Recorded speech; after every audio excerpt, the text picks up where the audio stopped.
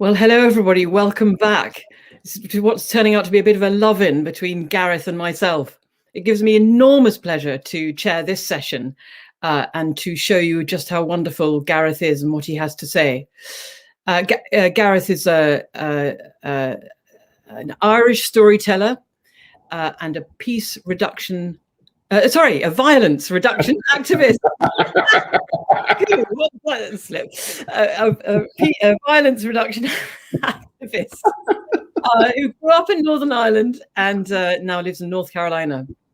This is your 7th book, Gareth, and it is fluent, lucid, beautiful. And you'll know from the last session that I'm not really interested in theories. And as I read into your book further and further and further, it became less and less and less that, and more did it reach into my heart and very gently raise questions there that are really important questions for me. And I felt its healing balm and I felt its challenge. It is a remarkable book and I highly recommend it to everyone. We all are afraid about some things and you address these fears most beautifully. So Gareth, let's start with a story. Well, thank you. So when Pope John Paul II died in 2005, some anti-Catholic graffiti went up in Belfast that night, and that was to be expected. It's the kind of thing that happens around here, and everybody's got their own version of trying to make other people feel bad. I got a phone call the following day to say, have you seen this piece of graffiti? And Claire, because you used the F word in your session, I feel emboldened to do the same myself. The graffiti said, "Where the fuck is the Pope now? Ha, ha." And it was on a red brick wall in a car park of a supermarket. And, I thought it was particularly insidious because it had spelled out the laughter. Ha ha, just trying to rub people's noses in their grief. And it could have happened in the other direction too. It just happened to be a pope who had died. And when we went over and looked at it that afternoon, that Sunday afternoon, we thought, this is problematic on the face of it. It's offensive and it's going to create a sense of just more entrenched division and sorrow. When people drive to work tomorrow on the road that passes by this supermarket, people will call into the talk shows on the radio and will snipe about who put this graffiti up, and they will probably use words like scum to refer to the people who put up the graffiti, without noting the irony that to use such terms is to indulge in exactly the same spirit that put the graffiti up in the first place. We imagined there would be some debate over whether or not it was the city council's responsibility to paint out the graffiti or the supermarket's responsibility. We figured it would be at least a week before it would be attended to in any case. And so we realized we need to do something about this ourselves. So myself and 2 friends went out at 4 o'clock the next morning with a big tin of white paint. As we were leaving the house at 4 o'clock, we realized we hadn't thought to buy a paintbrush, so we grabbed a bathroom sponge, drove over to the supermarket, read the passage from Isaiah about turning swords into plowshares, and prayed what's known as the Lord's Prayer or the Our Father. We went over to the graffiti where we saw this insidious message where the F is the Pope now, ha, ha. And then wrote a word on top of it. It's probably the least used word in public life, perhaps the most powerful and one of the most necessary for us to learn how to say meaningfully and to back it up with action. And that word is sorry. And so we painted sorry 5 times, sorry, sorry, sorry, sorry, sorry, on top of this insidious message in such a way that you could see the message underneath, but then see it being transcended by this apology. And we were writing the apology because even though I come from a mixed background in the north of Ireland, I would be perceived to come from a Protestant background. And I knew that I had some even if it was only 1% complicity in the enmity that has existed in our society, I had some responsibility to do something about it. It was a little bit scary. At one point, a milk delivery van drove past us and slowed down, as if a milk delivery van could slow down any more than it's already driving, because they were the original electric vehicles and they don't go very fast to start with. And as the milk delivery man drove past really slowly, it was like a scene from a comedy. Everything slowed down. He looked at us, we looked at him. He could see that we had the paint in our hands. It was pretty obvious that I was one of the culprits, because having used the bathroom sponge, the adrenaline had triggered in me, and I had just immersed my arm up to the elbow in the paint tin. And we thought for a moment, oh my goodness, we're going to get caught. And then we realized it's a milk delivery van. We could outrun it if he chases us. And then we went home, had a cup of tea and some bacon sandwiches as the sun came up, and we felt good. Not that we deserved a medal. This was not the most heroic act that has ever occurred, but it took a little bit of consciousness and a little bit of bravery. That night, it was on the main BBC TV news program. The following morning, it was on the second page of the main Protestant Unionist newspaper and was being written about as a good thing. And best of all, at the end of that week, a friend of mine who was involved in community work and was engaged with folk in the loyalist paramilitary world, people trying to move away from violence, told me that there had been a meeting, pre-scheduled meeting that week, about this continued transition, and that one of the former loyalist paramilitary leaders had said to him, I don't know who it was that did that, meaning the writing of the word sorry, but his journey to prison began with writing anti-Catholic graffiti in the 70s, and that he assumed it was probably his children's generation that had put this graffiti up, and that he wanted this to be nipped in the bud, and he appreciated it being done in a way that embodied something better than just oppositionalism. Like I say, I didn't feel brave when we did it, and it's not a massively courageous act at all. The lesson I took from it was something that Richard Rohr says, which is that oppositional energy always recreates itself. So the best criticism of the bad is the practice of the better. We could have ranted for a week about how terrible this graffiti was. We could have complained about the city council not having a graffiti rapid response force, or the supermarket not doing something about it. Instead, I think we acknowledged it's just kids, and we're not going to scapegoat them. We're actually going to take responsibility for doing something about this. And what we did was creative and had much more of a deep impact than we expected it to. And why this is the story I tell in the beginning of a conversation about this book, How Not to Be Afraid, is because the book's not about getting rid of the feeling of fear. We'll never get rid of the feeling of fear. It's more about, I think we live in a culture and a moment in history where many of us are afraid of the wrong things, or we're afraid of the right things in the wrong way, because the world has gotten so big and so small at the same time. And we are invited to learn practices that will help us become bigger than our fear. It doesn't mean that we're not going to be required to go out at 4 o'clock in the morning and paint over some graffiti, or something that would take more courage than that. It just means that the consequences of that fear will not be as dominating in our life anymore. Gosh, thank you. Thank you, Gareth. I want to start.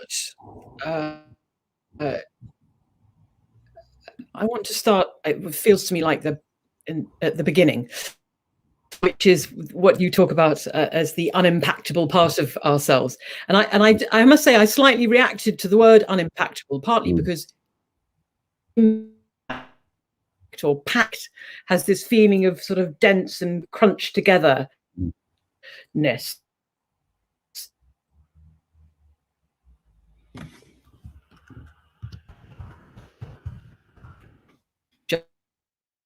gone, but that might be we're back. Good. I think that might just be is Amy. Yeah.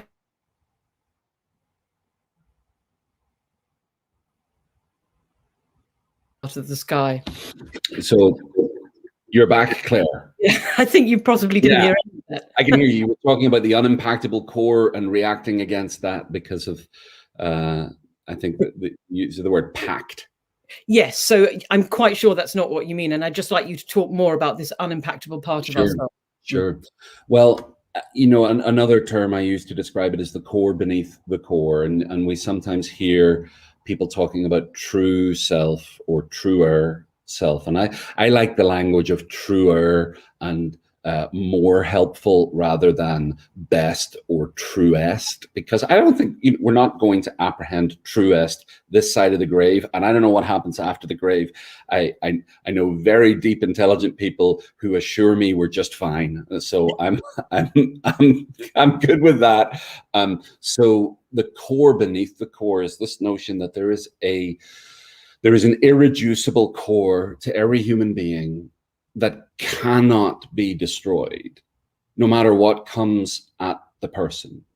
And I think we see this show up in the lives of the saints, those who are known about, those who are not known about, those who are called saints and those who aren't called saints, and in people who perhaps don't always get referred to in religious contexts, like Alexander Solzhenitsyn, who spoke of the Gulag experience as being evil, but also when you're in it and you can't get out of it, then you can invite the process of spiritual growth. And to me, that's an answer to the serenity prayer. God, grant me the serenity to change the things I can. And I've forgotten the prayer, but you know what I mean. It's to change the things I can change. Change the things I can. The wisdom to know the difference. The wisdom to know the difference. Yeah. So serenity comes from the recognition: if I can't change this, then we can do something different with it. And people who've suffered much more greatly than I have pioneered that teaching. Solzhenitsyn being one, Viktor Frankl in the experience of being in a concentration camp and his wife being murdered in a concentration camp. He's not saying that the concentration camp wasn't real or that the murder of his wife didn't happen. What he's saying is the degree to which he can choose to respond to those things by making them worse, or by what I think is happening, opening up this unimpactable core and letting it blend more with the self that he presents to the world. And I think there's some people for whom that core beneath the core actually, when I've seen the Dalai Lama, my sense is he sort of seems like one of these people who's through practice and a lot. I mean, he gets a lot of affirmation for his practices. Okay, so that it feels like what you see with the Dalai Lama is what you get. Yes, the rest of us need to be asked to slow down. Yeah. So this is lovely. This sense that what you are in your deepest self, which is unimpactable, yes, which become more and more what you are with others. Yeah. We do quite a lot of work with our public servants at Westminster Abbey on this, looking after the persona behind the carapace, because particularly for politicians and other kinds of public servants who are on public view, there's a professional persona that it feels absolutely necessary. It's a carapace. It's quite a hard shell, but it can be quite a brittle shell. And who you are sits behind it, often quivering a bit. And because you're having stuff thrown at you, an MP I was speaking to yesterday said, someone came up to me in the supermarket last weekend and said, I wouldn't spit on you. And we for some reason, we think it's really fine to say things like that to another human being if they're a politician. Really horrific kinds of abuse. So up goes this carapace. And actually, can you say something about that? Because, as you say, it's all right for the Dalai Lama. On the whole, people love it, they expect it because that's the kind of guy he is. But if you're somebody who people think it's actually all right to treat you as an object and throw really nasty stuff at, and it's particularly true if you're a woman, and it's even more true if you're a woman of color. Sure. And how do you? Because that core, you say it's unimpactable, but it's also vulnerable, isn't it? Well, I don't know if the and I need to think about that last part of your question. So let me respond to the first part where the Dalai Lama is concerned. We should bear in mind that the Dalai Lama has been the target of assassination attempts, and that he carries the energy and the stewardship of a colonized people and a people who have been the targets of genocide. So at one level, it's easy for me, because I don't live in a monastery, to look at the Dalai Lama and say, look at all the advantages that the Dalai Lama has, or that Thomas Merton, who I know a bit more about than the Dalai Lama, had. And it was helpful to me after reading some of Thomas Merton and being very moved and inspired by him, and then thinking, yeah, but I can't do this because I live in the quote unquote real world. It was helpful for me to discover that in my naivety, I hadn't understood. I mean, Thomas Merton himself was the target of death threats from people who wanted to kill him because they were outraged by his activism against the war in Vietnam, and that they wanted to come to the monastery to kill him. So I've kind of moved to a place now where it's a bit of a straw man argument for me to say the rules of the monastery, the rules of contemplative life can't apply to me because I don't live in a monastery. The invitation is to create or co-create my own monastery where I live. If I'm not called to go and live in a literal monastery, the opportunity to live monastically exists in this world. And people who live in monasteries have challenges too. Your question about, a public figure who gets insulted in a supermarket. I mean, part of the paradox there that I think we have to begin to contend with as a culture is we want our public servants and our politicians to be both absolutely invincible and perfect, and also vulnerable and open and honest at the same time. And yet, when a politician admits that they don't know the answer to a question, or that they're uncertain about something, or that they made a mistake in the past, there's almost, immediate character assassination and kick them out of public life altogether. When actually, in my personal life, when somebody admits uncertainty to me or admits a mistake, that's an occasion for building trust. Now, it doesn't mean that I necessarily think that they should continue if they've consistently broken trust, if they've consistently shown that they're not competent in this area.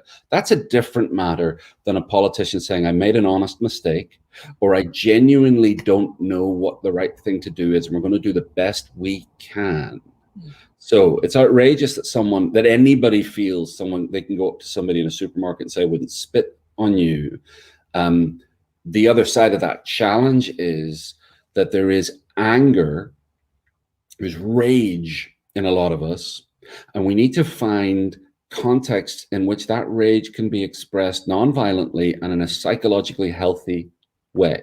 I've thought for a while that there should be 2 Facebooks, and maybe there should be no Facebooks. But if there's going to be one, there needs to be 2. Okay, the one would be for the private expression of our angst with other emotionally mature people, a little bit like social media as therapy. But we're not publishing our rage, targeting the very people that we're angry about, or trying to recruit other people to be with us so that we can all throw stones. And then the second Facebook would be where we publish the highest version of what we have discerned needs to be said. And that if we paid attention to this principle that the best criticism of the bad is the practice of the better, we would devote more time rather than saying, I wouldn't spit on you to an MP, good God, but perhaps approaching that MP and saying, are you open to some feedback? Here's the thing I think you're doing well, and here's the thing I'd like you to do instead. And I know I could be wrong about that. Are you willing to take my concern seriously? Now, that may not be as fun in a selfish sense, but as David Irvine, one of the really courageous former paramilitaries in Northern Ireland who got involved in peace building and then died tragically young, he once said to me that sectarianism, and I think we could use kind of hatred of politicians would be another thing that this would fit for. Sectarianism is like piss down the inside leg. Initially, it gives a nice warm glow, but you don't want to sit in it. And I think so that's what I mean. Like anger, legitimate anger has to find a way to be expressed. Social media has made it far too easy. And I think I remember 20 years, even before social media, the first season of Big Brother was when I really noticed this, was that people would gather, and I was part of this, to watch a TV show and talk about these individuals who were not celebrities in ways that we would never talk about people we actually knew. There is an invitation to grow, frankly, to grow up as a species. You can still get what you want through sugar more than with an emotional bat. I mean, a baseball bat, not one of the creatures that hangs in the garden. Okay, so in a way, developing that, I just want to quote something to you from your book, which I think is along these lines. You say, if this is the chapter about the fear that we will be broken forever, the fear that we will be broken forever. You write this: we are evolving to a place where the gifts of historically persecuted and marginalized people are finally being centered. You say, we are evolving to a place where the gifts of historically persecuted and marginalized people are finally being centered. That's what you say. You don't say we are descending to a place where we are more and more isolated and in our narrow and defensive identities. Yeah. So this is very hopeful, Gareth. Yeah. Well, this thing here is a neutral object. It's a little bit like the word politics or religion or the media. These are neutral mediating institutions, and this is a neutral mediating device that can be used to curse or to damage or to cause more depression or even to increase the likelihood of violence. Or it can be used to connect, to expand knowledge, to reassure, to heal depression, to give us tools that we might not have had access to before. And perhaps the most important thing is to expand the circle of sympathy. This is a term coined, I believe, by the philosopher Peter Singer, the expanding circle of sympathy. And the idea is that people who previously occupied dominant, let's call them monochromatic, places in society, so people who looked like me and who occupied the gender that is ascribed to me, basically cisgender white men who were at the center of discourse, are no longer able to ignore that there are many, many other ways of being, there are many, many other kinds of people in the world. And secondly, you don't have to be like a white cisgender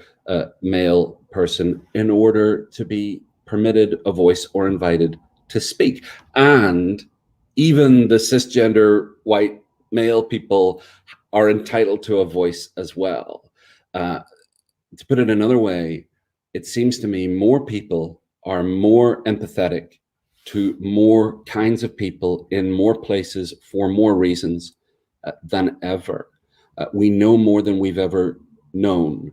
There is an unintended challenge that comes with that, which is that we can sometimes think that everything that's happening right now is terrible because we know more about the terrible things than we've ever known before, but we also have more access to connection than we've had in the past. What we need to do about it, because our brain chemistry can't interpret the stimulus. Take for instance, the sound of a car backfiring, which also sounds like a gunshot. Our brain chemistry can't tell the difference between a car backfiring and a gunshot. It's the story we tell that determines how we're going to feel about that noise, even if it is a gunshot. And so our problem as a species right now is that we have unmediated access to so much information, and our brain chemistry, and there's nothing automatic about these devices that helps us discern the difference between propaganda and wisdom. But our amazing opportunity as a species right now is that we can have conversations with more people, reaching further back into the past than before, and deeper and more expansively into the knowledge that we have today to learn how to grow up. Brilliant. So this feeling of being a bit overwhelmed by our growing knowledge and awareness, and not quite knowing there are things wrong and not quite knowing what to do about it. So you talk in your book, you talk about healing the realm in which you find yourself. Yeah. And to me, so I hear that reassuringly that there is this evolution going on to which I can contribute, and I can look around me just where I am and contribute to it there, and try not to worry too much. It's back to the serenity prayer, actually. Mm-hmm. But can you say a bit more about that? That's reassure us a bit, perhaps, about what we can do and what we can rest with. Yeah. Well, thank you. Part of our challenge is that the internet has distorted our perception of time, and so we have this obstacle around how do we live in the moment when every moment seems to contain a million things. I remember The Secret Diary of Adrian Mole. I remember the TV show based on Sue Townsend's lovely books that I grew up with. There's a scene in that where the war in the Malvinas or the Falklands was declared, and Adrian's dad jumps out of bed and runs downstairs and says, we got to get out, because he's confused the Falklands with the Shetlands. And I think like a lot of us are confusing the Falklands with the Shetlands. We have a distorted sense of how close we are to events, both in terms of time and physical distance. The healing of the realm you're in means to begin with a discernment of what is the realm that I'm actually in. What distance do I actually have any influence, and from what distance can anything happen that would impact me, both in terms of the context of time over history. So for instance, we live in one of the least violent times in human history if you look at the long sweep of history. But if you look at the United States, where I live most of the time, last year there was a major uptick in the homicide rate after about 25 years of a significant downturn. Now, none of this is of comfort to the people who were killed last year or to their loved ones. But unless you're actually in the center of that violence, the question that you're invited to ask is, what resources do I have that can be used to help reduce violence further? And what needs do I have in the area regarding how I feel about violence? It may be that I'm traumatized from previous events and I need some comfort, or I need to stay away from the news media for an extended period of time. I need to meditate more. Or, I mean, frankly, in most cases, the invitation is be kind to somebody else, and that will help heal your fear. Our challenge is it's really difficult at the moment to figure out what are the boundaries of the realm that we are in. And the only answer that makes sense to me is both a long-term contemplative spiritual answer and a sociological answer. The long-term contemplative spiritual answer is in this moment right now. That's the realm that you're in. It's the only realm you can ever be in, is in this moment right now.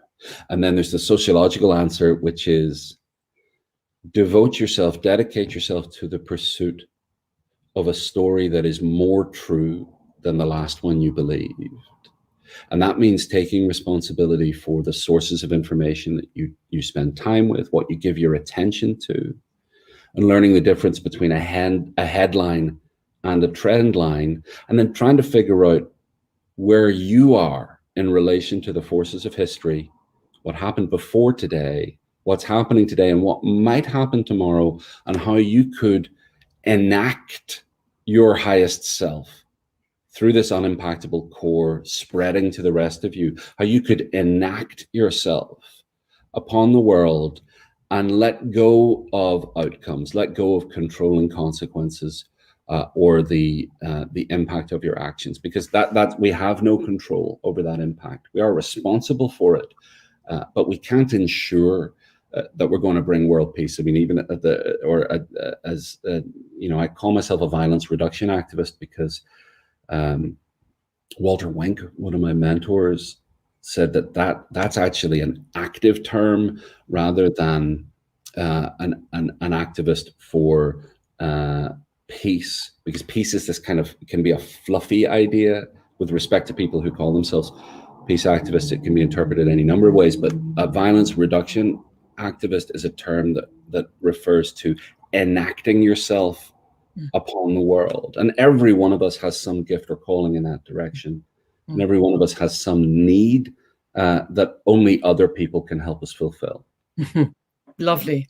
And I just want to bring in this, it's a comment really, from Andrea Maffei. I think you're right about that core. And when I have practiced that, it has dismantled conflict. Yeah. Holding on to it is another matter. She's from Northern Ireland. And I love that first story you told. And I think I want to say, Gareth, that your book is full of really practical ways in which we can do this. We can hold on to this.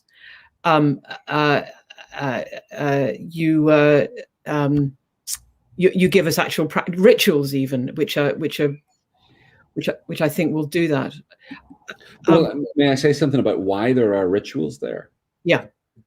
Yes. Before you do, yeah. I just want to say, we need more questions. If there are any more questions that people have, type them now, or they won't get asked.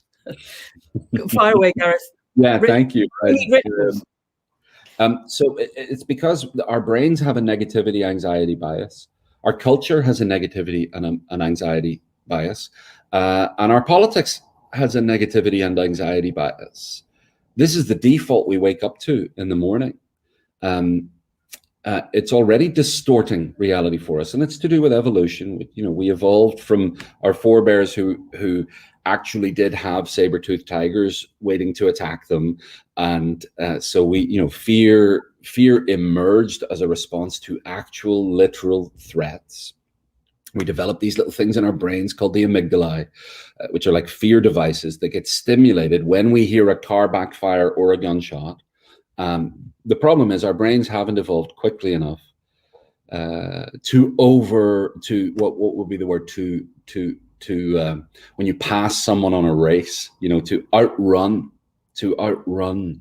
the bombardment of information, propaganda, and deliberate attempts at keeping us scared.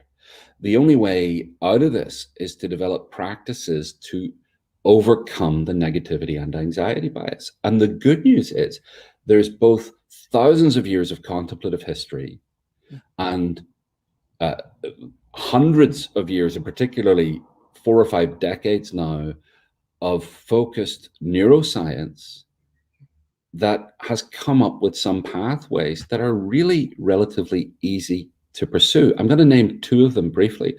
One's an internal practice and the other's a community practice.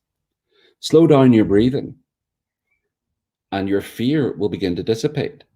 I'm not talking about holding your breath uncomfortably or forcing it. I'm just talking about slowing down the rhythm of your breathing by 10 or 15%.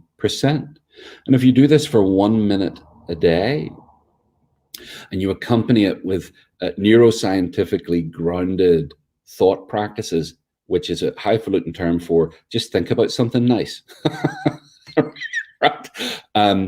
Things will happen to your central nervous system that will both calm you down and make you more ready for when something that might actually be a genuine threat when that happens.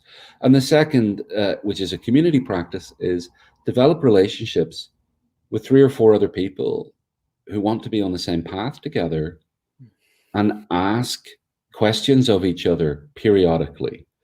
What's good? What's not so good? What are you feeling called to serve the common good? And how can we help each other? And those questions are in the book. Those 4 questions, which have ancient roots. I've been part of several circles that have used these questions. And like I said earlier about Viktor Frankl and that very dramatic example of the concentration camp, it doesn't mean that the painful thing stops happening. It just helps build a bridge toward you becoming bigger than the painful thing. Yeah. And I think you are describing what it's a beautiful phrase. You say, hold the space between the brokenness of the day and the perfection of the present moment. And somehow the ritual holds the perfection of the present moment, even as this brokenness, as it were, flows. Now we have some questions. So Andrea's come back and said, in answer to her question about holding on to this and making this Unimpactable call more of who we are and how we are with others, contemplation, I guess. Well, I think you've partly answered that. Contemplation and more, Andrea, I'd say. Do get the book, because there are lots of there are other suggestions as well, more really concrete, practical things. Christine Edmonds asks, what took you to North Carolina? Do you ever expect to return to Northern Ireland? Well, I think you're there. Yeah, love took me to North Carolina, and I'm actually in Northern Ireland at the moment on a sabbatical. But we're based in North Carolina. My husband is a pastor and a chaplain. Brilliant. Peter Barrett, are you still obsessed with film? Are there examples where the arts have been used in violence reduction? Yeah, I love cinema, and I've written a couple of books about movies, and yeah, there are many examples of where the arts have been used in violence reduction. There's I think of a tradition in South and Central American countries of activist theater. I think about Seamus Heaney's poetry, a segment in one of his poems, Whatever You Say, Say Nothing, which was speaking a profound truth about the way hiding things and not speaking the truth can actually perpetuate conflict, even if it's a necessary temporary measure to help people be safe. And then I think about movies, my particular passion, that can help. If you could, there's a story about in the Northern Irish conflict transformation process. There was a lot of behind the scenes dialogue that went on, and then there's the stuff that's known about publicly. And some of the faith-based activists here would do things like they would take folk from different Northern Irish political parties who were not speaking to each other in public. They would take them away for the weekend to a country house or a retreat center somewhere. And a guy that I know would facilitate a dinner, and he'd have people who are implacable political opponents. And he would say, tonight, you're not allowed to talk about politics. You have to talk about something that you love. And I heard a story that somebody wanted to talk about fishing and made a connection with somebody else who liked fishing. And then there's people who like the same poets, and maybe people who like the same movies. One final example, we did a festival a couple of years ago in which Alice Walker, the author of The Color Purple, attended our festival, and we screened the film of The Color Purple, which she introduced, gave it some context around her life and how she wanted it to be made into a movie, because she wanted her mother to see a film in which someone like her was represented. And we screened the film, and when it was over, we asked everybody in the audience, about 200 people, to write down on a slip of paper one word that represented something that they wanted to let go of, that had been stimulated by viewing the film. And the film's a lot about, the film is about a woman who faces enormous trauma with incredible resilience, and grows into that resilience. And then there's this amazing healing and restoration that occurs in the story. And so folk wrote down this little word, and then we did a ritual where we had folk come up on the stage. We had a number of people on the stage waiting to receive from them, and they would come up and receive a blessing from the person on the stage, then put the piece of paper in a basket, and we burned the pieces of paper later in a ritual fashion, and then we had a dance together. So we went through this. Okay, we've triggered the lament, and we were holding it in a healthy container. We are expressing the lament. We're receiving a blessing, and then we're dancing. And it was like a whole arc there. Now that seems way more poetic and colorful than you would see in your average conflict transformation process. And I would ask, why not do more of that? I quite agree. And one of the great things about being faced with your own mortality is you do say, why not dance? Sure. You don't, sure. And I'm a mongrel myself, but mostly British. I don't do that kind of thing, and certainly not in public. But why not? I mean, really, there are more important things than your own embarrassment. And sometimes it's I'd say pretty much all the time it's enacting something. It's getting off your backside and dancing, not thinking I've got to be a better person, but moving your muscles. That's what's going to shift. So because Andrea has come back again, wonderful Andrea Maffei, what about ingrained sectarianism? Sometimes it can be very subtle. How do you see the future in Northern Ireland? So the people who are not going to get up and dance, perhaps. Lord have mercy, that's a question. Well, we're all, to go back to Solzhenitsyn, we're all subject to the line between good and evil that runs down the center of every human being, not between one person and another person. And we are all invited to take account of the impact of our beliefs and our actions. It's difficult to persuade somebody who hasn't asked you for feedback of the negative impact of their beliefs. But when people are open to feedback, it's often useful to talk about the impact that our own prejudiced beliefs are having on ourselves. Then my life is diminished by the bigotry that I hold to, because I'm missing out on the gifts of the rainbow. I'm missing out on a funny story I often tell. A few years ago, one of the most beautiful days I've ever seen in Ireland, sun splitting the sky, just gorgeous warmth, perfect day. Arriving back at the place where we were staying and saying to an acquaintance, it's a beautiful day, isn't it? And she said, well, I haven't seen any of it. I've been working. Right. And what I wanted to say was, well, stop working then, or ask somebody for help. There's a profound thing, again, and part of why we don't do this is because we shame people for their vulnerability. There's a mixed message going on in our society right now. I actually don't think it's all one direction. I think the work of people like Brene Brown and others is accentuating public vulnerability, healthy, emotionally integrated public vulnerability can be seen as strength, but there's a mixed message. Some says you shouldn't do that, and some says you should do it. We need more of us to step up and be prepared to be vulnerable and to say so in public.